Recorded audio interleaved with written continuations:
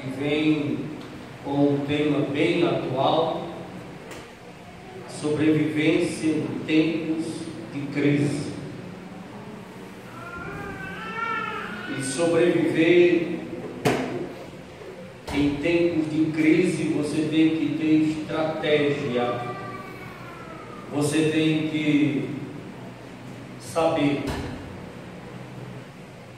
saber de um lado para o outro o que fazer da vida, porque é na crise que muitas pessoas desistem, é na crise que muitas pessoas abandonam, caem fora, deixa para lá, olha para trás, desanima, entristece, perde o ânimo, perde o estímulo, perde a alegria de viver, fica depressivo, fica em angústia, deseja até a morte.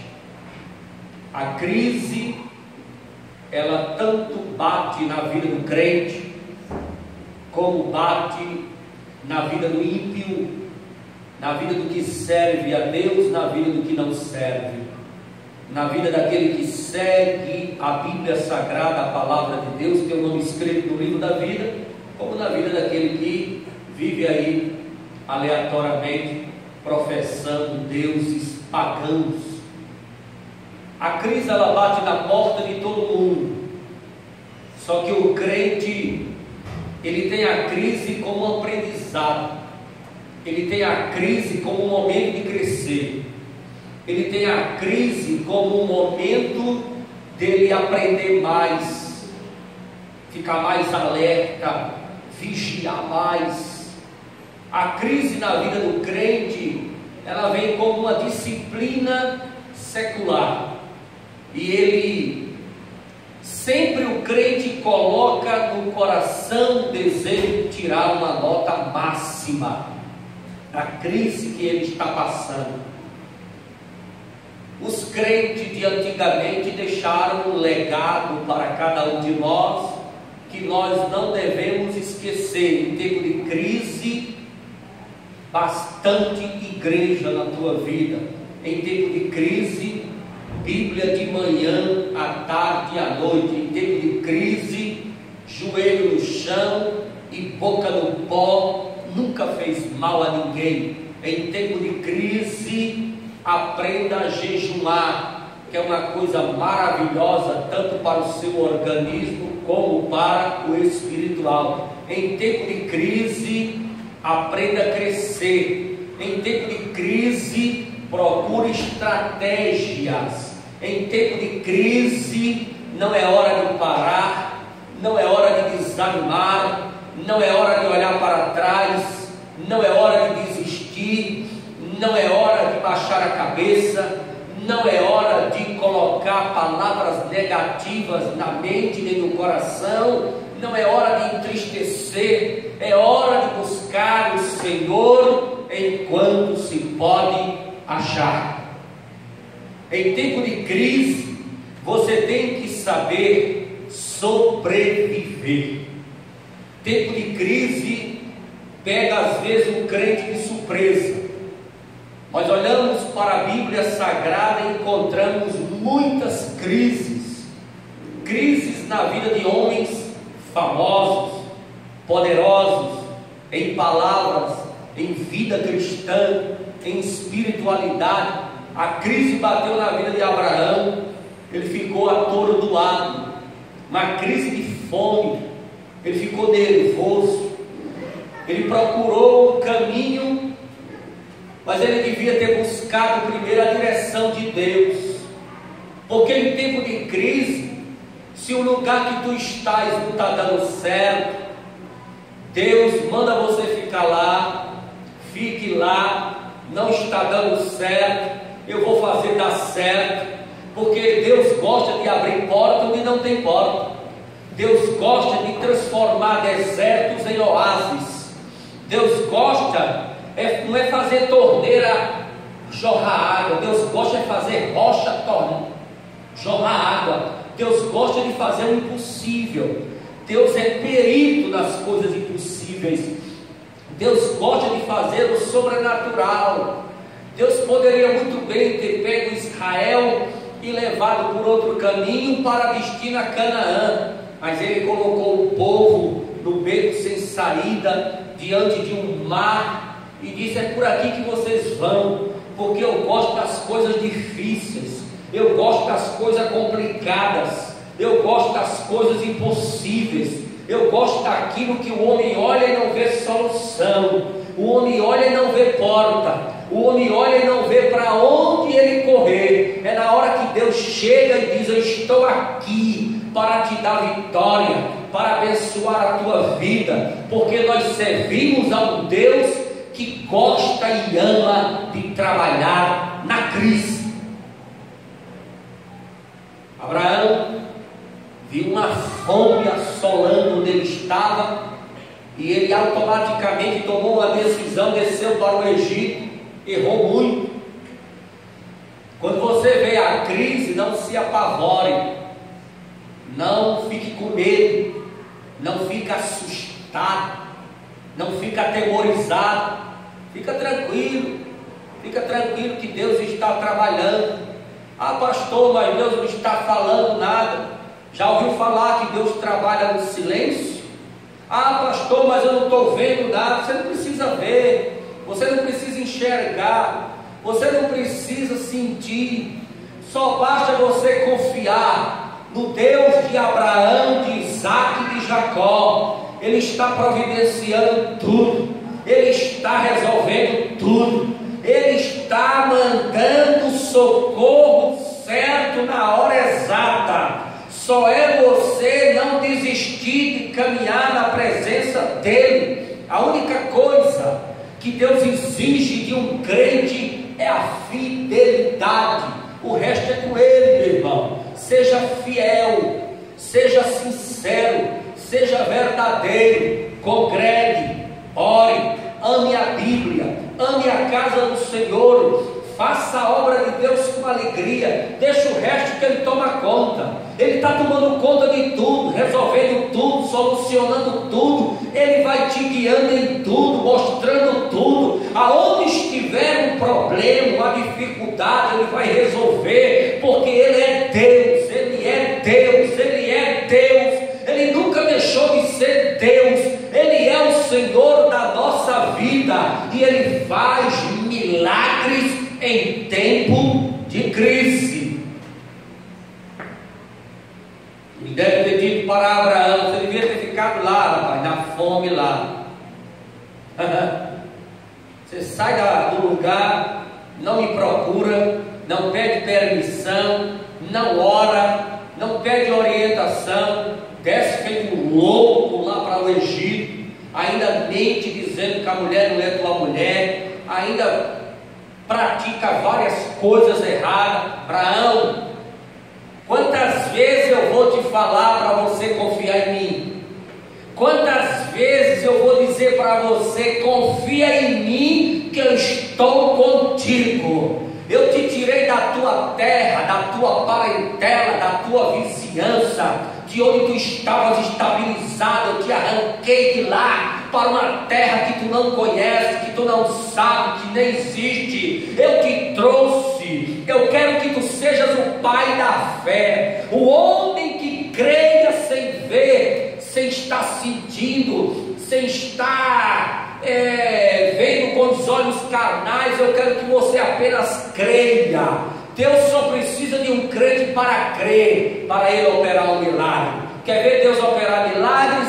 Ele precisa de crente que crê, de crente que acredita, de crente que não afrouxa, de crente que não corre, de crente que não sai do lugar, de crente persistente, de crente insistente, de crente que vai para cima da crise, de crente que vai para cima do problema, de crente que dobra joelhos, de crente que ama a igreja, de crente que quanto mais crise dá, mais ele congrega, quanto mais crise, mais ele canta, quanto mais crise, mais ele lê Bíblia, quanto mais crise, mais ele prega, quanto mais crise, mais ele é crente, quanto mais crise, mais ele ora, quanto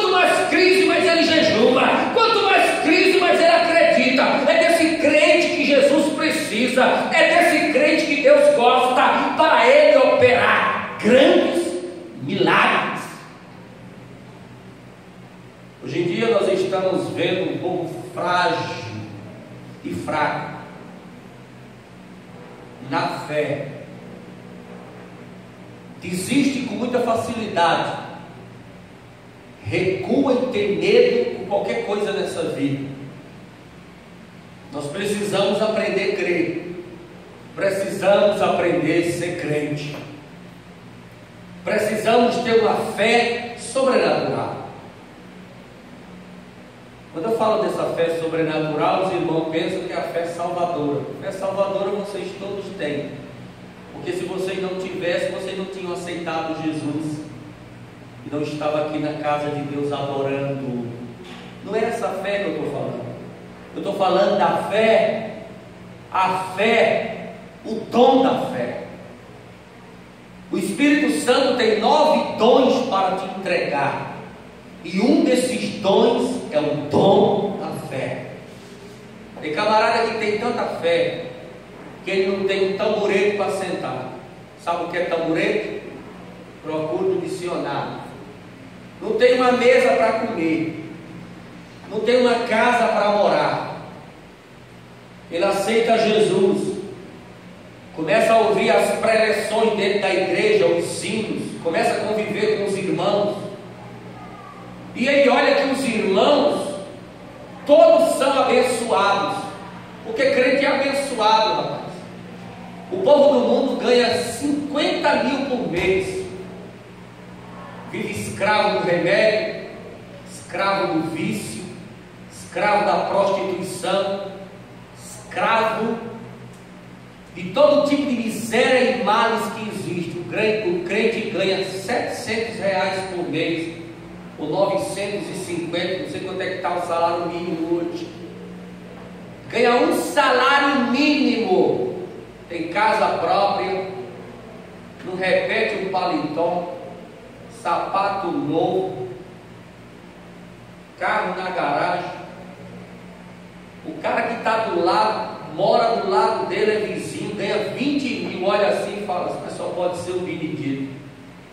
Um cara desse ganha um salário mínimo, os filhos tudo estudando, a mulher anda toda arrumadinha, casa dele não para de chegar os carros das casas de imóveis, é um sofá novo, é uma cama nova, é uma máquina de lavar, é micro-ondas, tudo arrumadinho, tudo bonitinho. O camarada ganha um salário mínimo, vive como se fosse um rei. Quem é que faz isso? Para o povo de fora ele está em crise, lá dentro da casa dele ele está em bonança, porque Deus opera na vida de quem crê. Às vezes você vê o camarada, ele não tem nada na vida, você chega, ele está na fila do banco, fazendo o que aí, irmão? Vou abrir uma conta. Para quê?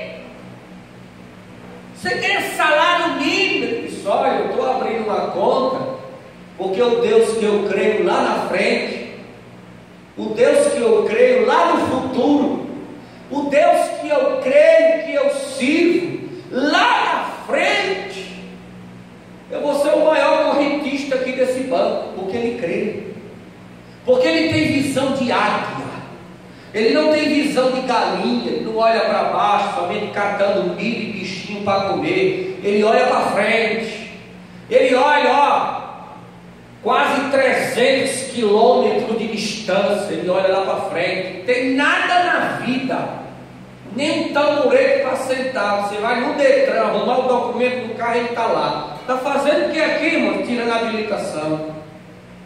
Para quê? Futuramente Deus vai colocar na minha mão a chave do carro. Então a pessoa que crê, ela tem uma visão sobrenatural, ela tira a carteira de motorista sem ter condição de comprar uma bicicleta. Isso é dom de fé. O dom da fé é aquele camarada que acredita naquilo que não existe. Já falei aqui, vale ressaltar. O estado do Pernambuco teve uma cidade aí, passou não sei quantos anos sem chover, o povo estava tudo morrendo de fome. O pastor fez uma campanha na igreja. Irmão, vamos orar, nós seguimos ao Deus da chuva.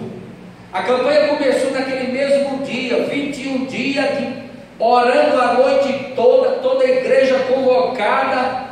Chuva não existia, sinal pior, nem uma nuvem do tamanho da mão de um homem existia, nada, nada, nada. Mas quando chega no primeiro dia da campanha, vem uma irmãzinha daquela de oração, com uma sobrinha na mão, um guarda-chuva na mão. Alguém olha para ela e fala: irmã, você está doida? Só que a gente não veio para a campanha, não foi hoje? Hoje mesmo pode chover. Então isso é dom de fé. O pastor contou esse testemunho, disse que quando o povo estava ajoelhado, 4 horas depois de joelho, começou a trovejar e relampejar. Quando termina a oração, a irmã olha para os irmãos, dá uma risadinha, isso que eu falei, trouxe guarda-chuva porque sabia que ia chover. Nós temos que acreditar que o Deus do impossível, quanto mais crise, mas Ele gosta de trabalhar, mas Ele gosta de mostrar o poder dEle, a glória dEle. Ele gosta de operar milagres em tempo de crise.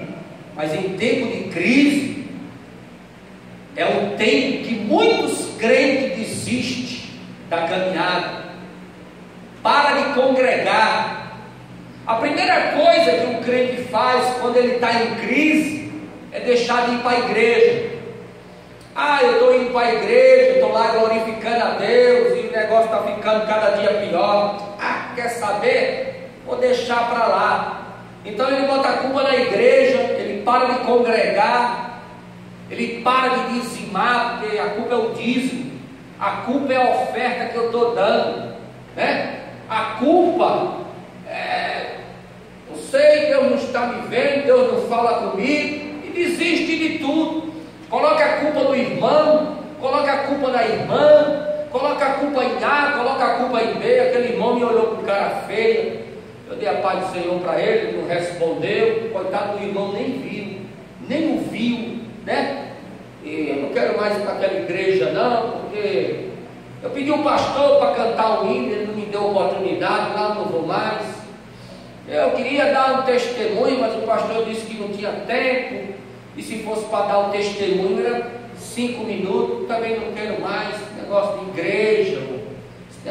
igreja, uma pessoa ela desconta em Deus, ela deixa de congregar, ela deixa de ir à casa do Senhor, ela coloca a culpa em tudo e em todos, porque ela não sabe atravessar a crise, ela não quer pagar preço, tudo por conta de um evangelho que estão pregando aí fora, que quem aceita Jesus não tem mais doença, quem aceita Jesus deixa de ser pobre, quem aceita Jesus não usa mais óculos, né?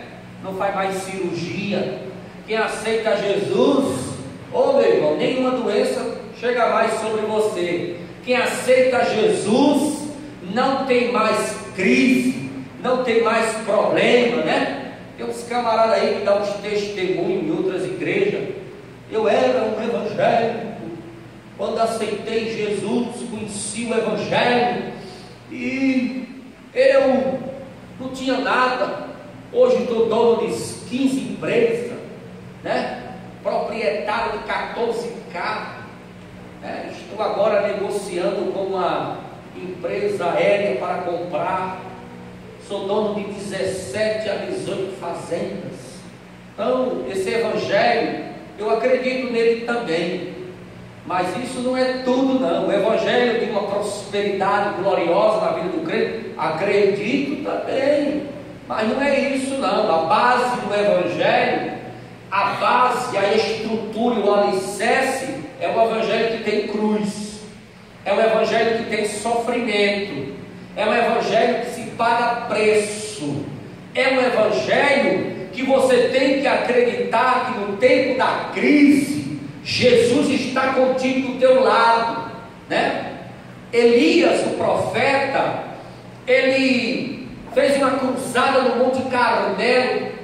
A cruzada foi tão poderosa, tão gloriosa, que ele orou e desceu fogo no céu. O fogo foi tão violento que a Bíblia diz, claramente, nitidamente, detalhadamente, que o fogo, o Elias era tão atrevido como profeta, ele cria tanto, ele era tão ousado, tão cheio da glória de Deus, que ele pegou a lenha lá do holocausto dele, do culto dele, e mandou coloca a água aí, vocês vão ver a lenha pegar fogo molhada. Pode colocar água, o povo tome balde de água, ele disse, está pouco, vocês estão molhando pouco, porque o fogo que eu vou pedir, que vai queimar esse holocausto, não é fogo da terra não, que apaga com água não, é fogo do céu, queima água, queima até neve, queima até gelo, pega fogo até em gelo, vai botando água aí, o povo tome água, a cruzada que ele fez lá no Monte Carmelo, gente a beça, profeta de um lado se retalhando, de outro lá, buscando seus deuses pagãos, e ele ia lá tranquilo, calmo, sereno, confiando no Deus de Abraão, de Isaac e de Jacó. Ele estava ali no ápice do seu ministério, no auge do seu ministério. Ele falou, olha, a água está tão pouca, faz o seguinte, cava uma valeta, né? Você não sabe o que é isso, procura no dicionário, viu? Um rego, um trem, vai lá, olha, e enche de água. A Bíblia diz que o fogo do céu, quando desceu, veio com tanta violência, com tanta força, que pegou a água que estava naquele trem lá, naquele buraco que fizeram ao redor do holocausto, cheio de água, o fogo lambeu a água, queimou tudo. Elias ali ficou no ápice do seu ministério, né? Aquela fama de Elias correu nos 4 cantos da terra. Tudo que existia de jornal, de revista, de redes sociais, todo o assunto, comentário Elias no Monte Carmelo. Mas como a alegria dura pouco, e a glória não é do homem, ela é de Deus, ele recebeu um recado por alguém que trouxe dizendo assim, Elias, Jezabel mandou dizer que contratou os matadores de aluguel e vai arrancar a tua cabeça fora. Corre, escapa por tua vida, porque ela vai te matar. Os matadores de aluguel já está tudo encomendado. Elias entrou numa depressão profunda. A Bíblia diz que ele chegou debaixo do pé de cipro e disse, Deus, me mata, eu não aguento mais esse tipo de sofrimento. Uma hora eu sou o maior profeta da terra, outra hora eu sou o pior fugitivo também. Eu estava no Monte Carmelo, diante de uma tão grande multidão, quando o fogo desceu e consumiu o holocausto, os deuses pagãos foram desmoralizados, o povo me aplaudiu, meu nome foi lá para Deus. Eu acho que Deus olhou para Elias e disse para ele, porque a glória não é tua, a honra não é tua, a glória é minha, Elias, a honra é minha, tu não tem nada, tudo que tu tens é eu que dou. E agora estava Elias ameaçado de morte, fugitivo, quase perdendo a cabeça, debaixo de um pé de zimbro, escondido de tudo e de todos, num lugar deserto, em um lugar ermo, debaixo de um pé de zimbro, dizendo, Deus me mata. Será que isso já aconteceu com você? Porque isso já aconteceu comigo. O sofrimento, a angústia, a dor, a tristeza, ela não tem hora.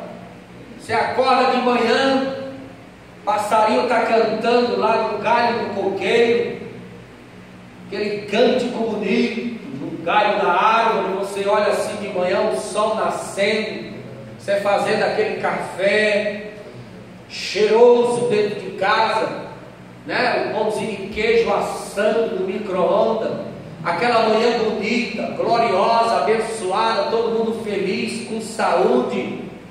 A campainha toca. Quem é? Eu não convidei ninguém. Aí você recebe um oficial de justiça com uma intimação.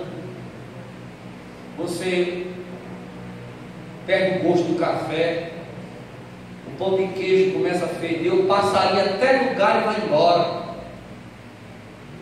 E o negócio é sério. A crise bateu na tua porta. Você vai morrer? Vai pedir a morte? Vai desistir de ser crente? Vai botar a culpa na igreja? Vai culpar os irmãos? Vai deixar de congregar? Você vai deixar de cantar? Você vai deixar de ler a Bíblia? Ela é culpada por isso? Você vai agora culpar Deus? Elias estava numa situação de profunda depressão, lá debaixo do pé de zimbro, dizendo: Deus me mata. Deus deve ter dito para ele: para de falar bobagem, cuidado com esse negócio de estar pedindo a morte.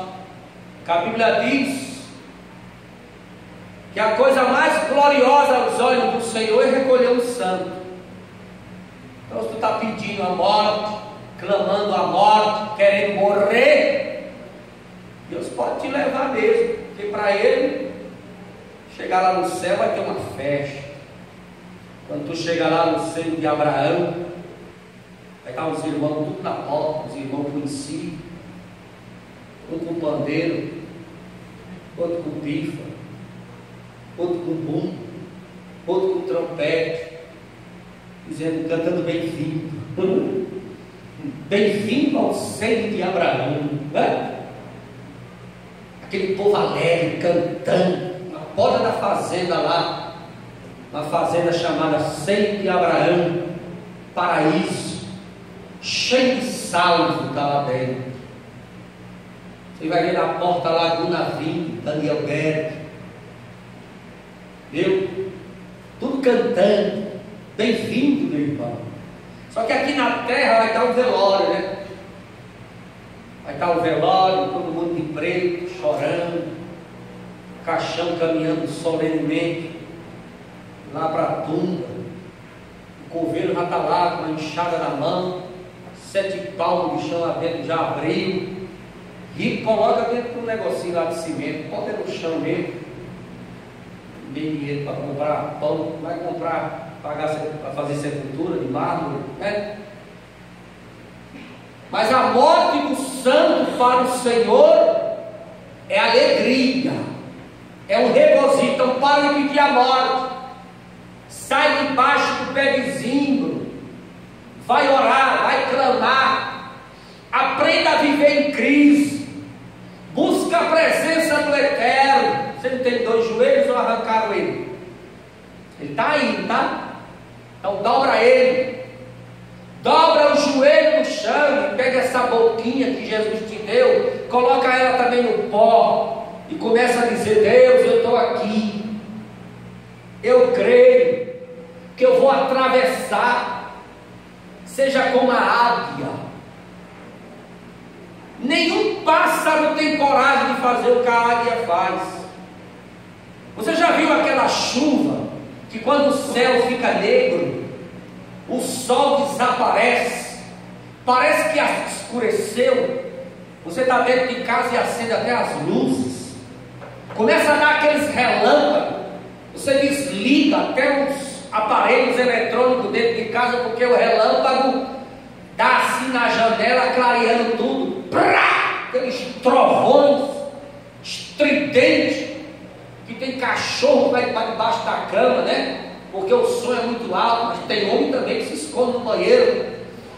E aquela tempestade vai se preparando, o sol desaparece, o céu enegrece, trovões um atrás do outro, relâmpago. Você começa a fechar a janela, aquele vento de 80 km por hora, 70, aquela coisa pesada.